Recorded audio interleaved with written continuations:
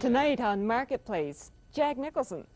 Jack Nicholson, what's he doing on our show? Well, he's been dying to get on Marketplace. He phones up every week, and tonight, believe it or not, he's selling a potential pollution-free fuel for our cars. Wouldn't it be great if someone came up with a cheaper fuel of limitless supply? Well, in California, some businessmen claim they have. Let's hear their story. One of the people with money in it is pretty well known to most of us. It's Jack Nicholson, all right. And the car he's driving is unique. It's a standard Chev with a standard engine, but what makes it unique is there's no gasoline in the car. It's running on hydrogen, and the hydrogen was produced by solar power. And this is the first demonstration. Just like a standard Chevy, and I backed it up because, you know, the last time the automotive industry tried to destroy an independent industrialist, they said a Tucker wouldn't back up. Remember that? Yeah. It's going to be harder to put this car down.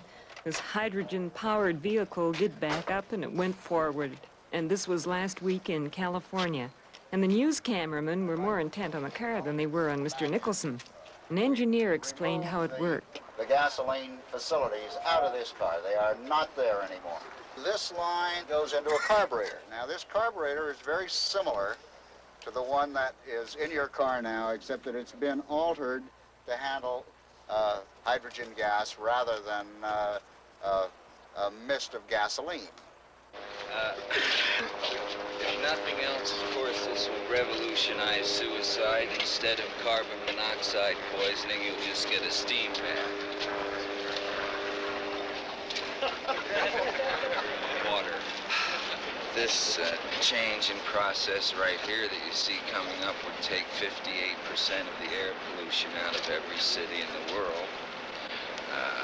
I would say that a shift in the oil economy might change some of the politics of the world at this moment.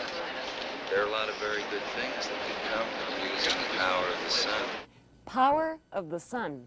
They claim that these small cells are the key. They aren't on the car. They'll be at the hydrogen production plant. These are prototypes, but they work. They're made of a silicon compound, and they're like small batteries. They absorb the power from the sun, and they produce electricity, and the electricity is passed through water to produce hydrogen and oxygen.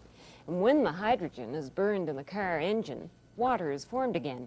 Silicon is the second most common element on Earth. And these developers, the Solar Hydrogen Development Company, own a silicon mine. And they plan to cover 16 acres on the Nevada-California border with silicon solar cells and produce enough electricity to run factories, to heat and light homes, and of course, to power those hydrogen cars. They say they'll be able to do it for a quarter to half the cost, about the same as if you were paying 35 cents a gallon for gasoline. They plan to set up hydrogen service stations, not owned by the oil companies, where you'll pull up for a fill-up. The hydrogen will be combined with metal in an inert white powder, which makes it explosion resistant. And pollutants are almost negligible. There's no carbon monoxide, sulfur gases. Any engine will run on it if it's modified. It all sounds wonderful, perhaps too good to be true. But if it is, you saw it first here on Marketplace.